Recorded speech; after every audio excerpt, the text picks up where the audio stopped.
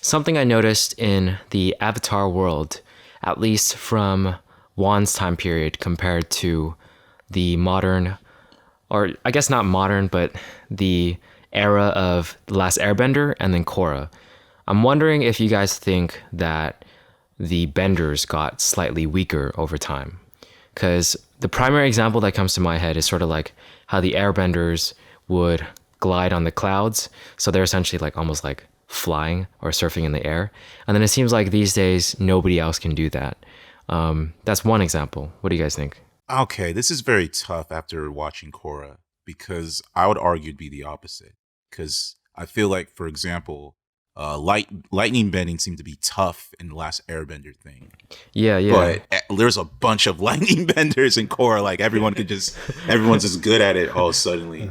And then like, not to mention with blood bending and how crazy that was, and like I felt like during Wan's time, like the Avatar was kind of like the only thing that could stop an Avatar was a spirit, literally. But now, even watching Korra's time, like there's these powerful benders that even the Avatar has a hard time fighting. True. That's very So true. But I do think that it's sort of like more specifically, these certain benders are really strong. But then I'm guessing what I'm asking or what I'm thinking of is like the average bender. Because like let's say, and also before I talk about that, I wanted to mention the lightning benders, right? They're essentially powering factories and stuff like that. That's pretty much all we got from the lightning benders in Korra.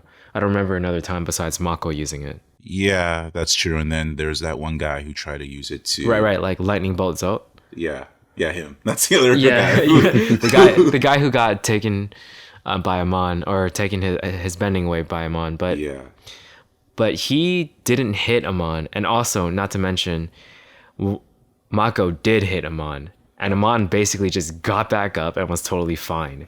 That yeah, is something I want to talk about because lightning, at least in Last Airbender, they talked about it like it was lethal. yeah, When Iroh got hit by it once by Azula, he got knocked out. yeah. He was on the floor. So it's sort of like Not to mention, Aang got killed by lightning bending. exactly. So I'm just curious because I feel like the lightning got weaker, even though more people could do it. I feel like it got weaker.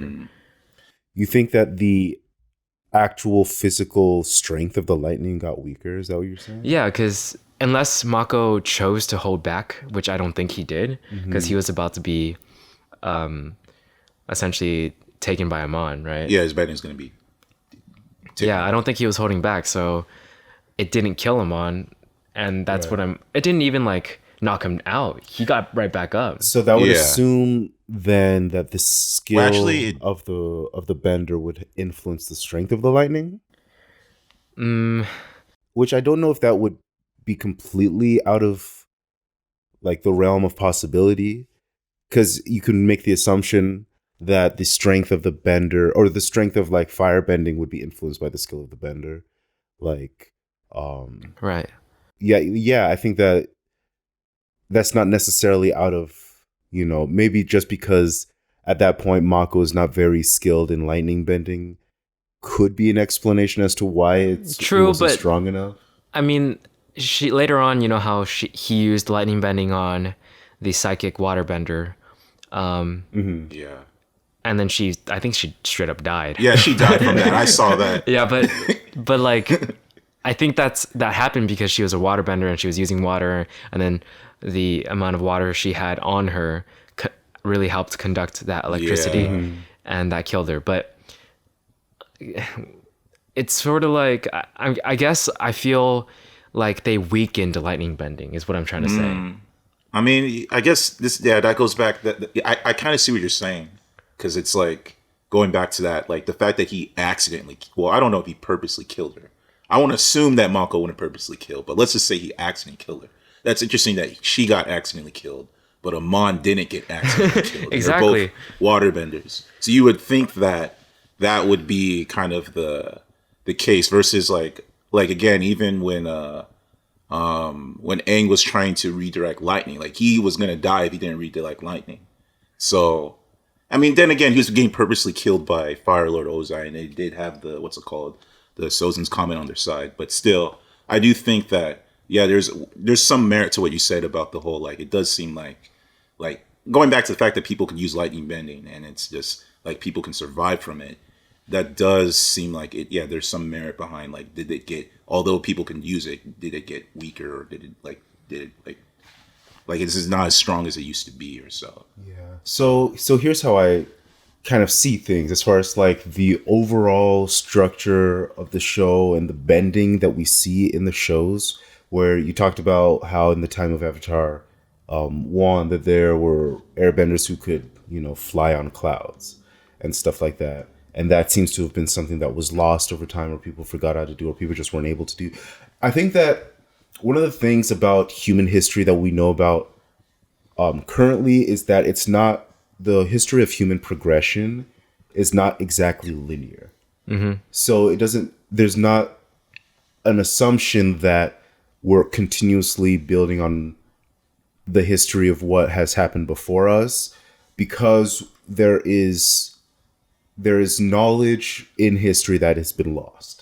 And so that knowledge, even though at some point you might have had a civilization thousands of years ago that was extremely advanced, extremely progressed, might have had like some complicated forms of technology that we wouldn't assume would fit in that era. That because of the time and like the lack of communication, the isolation of history, that it's possible that type of civilization would have developed and then fallen off. I agree with that. I think that's probably what happened. That's why the airbenders couldn't do that anymore. Yeah. But at the same time, because that skill was lost. Yeah. But at the same time, Wan could do that when he was fighting Vatu. Yeah. And each avatar has access to Wan. That's true. So they essentially can do that as well. That's true. And then if they can do that and they learned it, they can essentially teach everyone else. I feel like that is a major sort of thing that they never addressed. The avatar can essentially be like a culture. Exactly. Yeah, exactly. A human.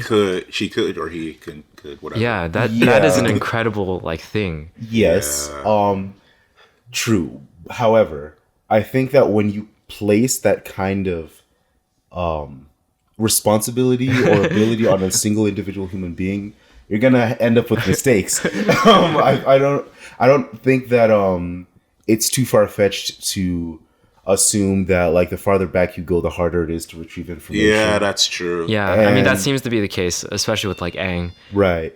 And it seems like it wouldn't be out of the question for at least one of the avatars in that line. Maybe somebody is like teaching airbenders how to fly on clouds all along. One of the avatars is like, I don't want to teach this anymore. That could be interesting. Or there could just be like a gap where like that avatar was not good at being the avatar. Or maybe, I'm sure that there were plenty of bad avatars. Yeah, or maybe like they couldn't find the avatar. There's just so many stories they could do with it, right? Yeah, like it's not necessarily assumed that every avatar was able to access the avatar state and that's true, and contact all the past lives.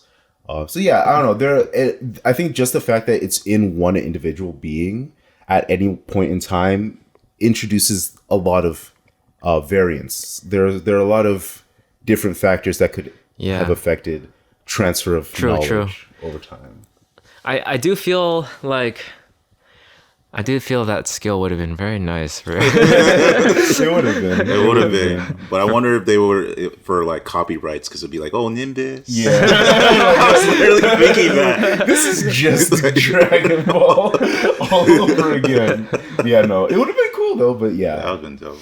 Yeah, but I don't know. I guess this sort of thought process for me was stronger earlier on when I first watched Korra, because I felt like a lot of the benders were not up to par. Not individual benders, like for instance, if we're talking. But to be honest, if I were to see that psychic waterbender, I can't remember her name like ever. Me too. I forgot. Yeah, I think it's like, no, that's the fire. I was gonna say Pai Li, but I think that's the one with the. Yeah, that's the combustion bender, but. I'll think of it later. Yeah. But basically, what I'm trying to say is, I feel like Katara could have beat her when Katara was in her prime.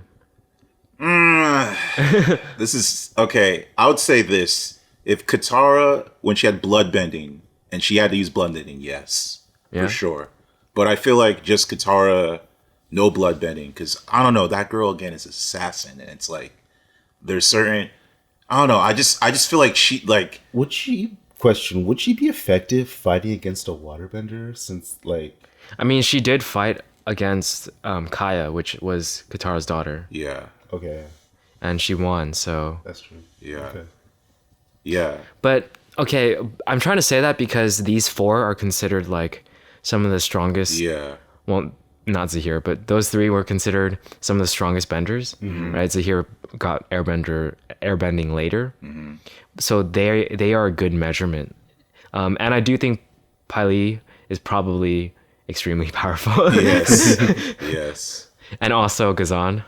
Gazan was extremely powerful Yeah, too. Gazan was. I mean, I don't want to say he's the first lava bender, but the fact that he knows how to do lava bending, like that's something else. Yeah, he was extremely powerful, but like these are individuals, and I feel like everyone else that knew some form of bending was pretty weak at it, or at least like compared to the benders in the 100-Year War. Could you argue that Unalaq was also pretty strong as well? Well, of course, he had spirit bending, or he could use water for spirit bending. Yeah. Okay, question. So, if we're talking about history, could it have been an effect of the fact that obviously in Korra we're in a more affluent time because it's like the boom of industrialization, and so that's bringing in a lot of wealth. Could that be making people softer overall? Like people are just softer in general compared to during the time of like the 100 Years War, where people were literally at war for 100 years. Yeah. And they were like, they were soldiers and people had to go fight. You have to be able to defend wherever you are at any point in time. People were getting kidnapped from their homes all the time. And so like they're Right. just living in a rougher time. I guess that is sort of part of my argument. Like that's something I thought of as well. I feel like I've also like read it somewhere, but I'm not sure. But I do think that's part of it. But at the same time, my question to you guys is: do you think that that theory or what I'm thinking is true, or do you feel like all the benders are essentially the same strength level? This is tough because like Because like the people we see in Korra all are yeah, incredibly strong. there's that, and then like I don't know. It's again, it's kind of pros. It goes with both ways because Yeah. even with Toph, like I just saw the recently the episode with Toph coming back and helping save her family. Like they're all like, although it was so cool seeing her two daughters, Lynn and Sue, like fight Kuvira. Same time, all it took was Toph to do like one metal banging Exactly, crack, and then everyone was stopped. So it's like, and that's her being in her weak state.